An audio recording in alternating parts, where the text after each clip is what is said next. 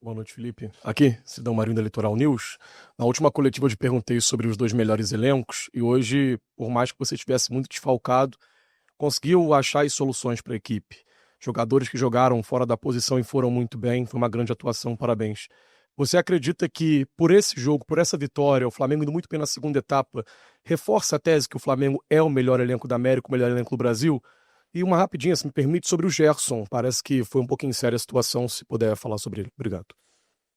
Não sei, sinceramente. Vamos esperar mais exames, mas o pé dele travou no gramado e tá com dor no joelho. Vamos ver os exames, o que vai acontecer. Sobre o elenco, eu quando sentei a primeira vez eu falei, esse aqui para mim é o melhor elenco. O que eu tenho. Perdemos jogadores, trouxemos jogadores, perdemos alguns por lesões. Agora, podemos melhorar ainda mais esse elenco. E isso aí a gente está muito atento ao mercado. Toda semana, todos os dias conversamos sobre isso e quando abrir o mercado a gente vai estar tentando reforçar ainda mais esse elenco. Mas o do Palmeiras é muito forte também mas como eu falei para vocês, nem o Flamengo nem o Palmeiras, por ter o melhor elenco, vai ser vitória certa, né? Então, mas isso realmente te dá a possibilidade de lutar por coisas grandes e isso hoje o Flamengo oferece aos jogadores que vêm para cá e aos treinadores que sentam nessa cadeira aqui. Felipe, aqui, boa noite. Hoje você não começou jogando com o Pedro e obviamente que a qualidade que o Pedro tem cobra-se ele o tempo todo sendo titular. Você poderia explicar a sua escolha de não começar com ele, se tem a ver com a grama sintética, dele estar retornando de lesão, né? Ou se foi uma opção técnica mesmo? E assim como também eu pergunto da situação do Everton Cebolinha, porque você não tem o costume de fazer as substituições ainda no intervalo. Poucas vezes você fez isso desde que está comandando o Flamengo e hoje você voltou já com uma substituição, colocando o Michael. Pode explicar também essa escolha de mudar no intervalo? Obrigada. Sim, a escolha do Pedro foi porque, pelo plano de jogo, eu acreditava que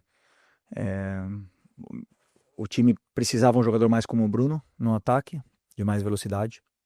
E eu acreditava que o Pedro poderia nos ajudar mais entrando no segundo tempo.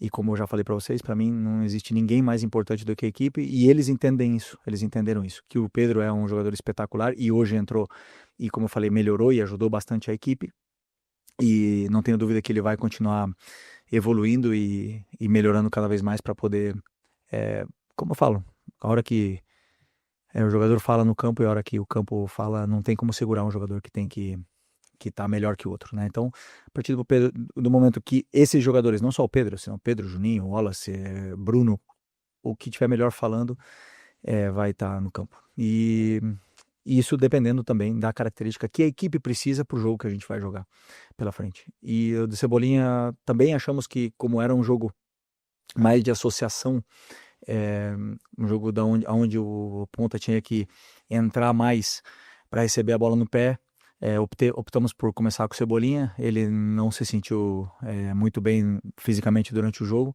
acabou tendo alguma dificuldade e optei por trocar no intervalo. Ele mesmo estava reclamando da parte física dele, né? Então é um jogador que quando está bem é muito especial e é preciso que ele retome também a melhor forma física que vinha nos últimos jogos, só que agora ele teve uma sequência pesada e deve ter sentido isso mais ainda o gramado sintético, mas é um jogador importante para mim. Felipe aqui, Raí Monteiro, Jovem Pan. Queria te perguntar sobre um aspecto específico do jogo, duelo de pressão e saída para o jogo, né? O Palmeiras é um time que pressiona, sufoca muito, tem um jogo de encaixes muito definidos, né? E o Flamengo sempre tenta trabalhar desde a saída, também é um time que sufoca muito. Recentemente até o Guardiola disse que um dos aspectos que na visão dele mais evoluiu no futebol atual é a pressão na saída de bola. Existem muitas variações nesse sentido. Queria te ouvir um pouco sobre esse aspecto, porque no primeiro tempo o Flamengo teve muita dificuldade na saída e no segundo conseguiu encontrar um pouco mais de espaço. Houve alguma mudança, algum ajuste nesse sentido? Obrigado. Não, na minha visão, tem que rever o jogo, tá? Mas na minha visão, claro, o tiro de meta, eles encaixaram, e você, claro, quando encaixa, muitas das vezes a solução não é uma saída curta, mas com a bola rolando, eles não encaixavam. Eles optaram por uma marcação individual no Arrascaeta, e a gente tinha um homem livre, tanto o nosso zagueiro, o Léo, muitas das vezes tinha espaço e tempo para conduzir a bola, como um dos nossos volantes também estavam muitas vezes com tempo para poder para poder jogar.